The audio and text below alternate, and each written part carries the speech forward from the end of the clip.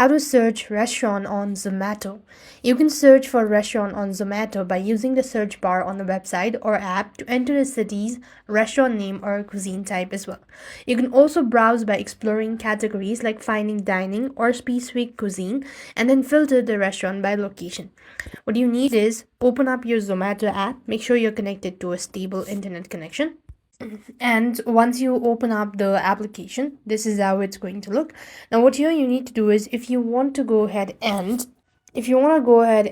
look for it, so you could just go ahead and tap on the search bar and then you could type in the restaurant name or dish. For example, I'm going to type in the name Bonis, right?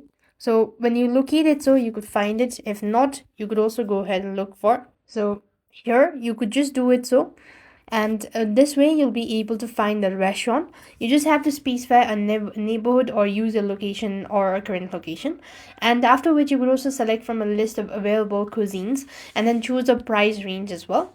For example, you could go ahead and type in maybe dosa, and then you could find the following restaurants available. So this way you'll be able to search restaurant on Zomato. I hope the video was helpful. Make sure to like, share and subscribe. Thank you for watching. See you in the next video.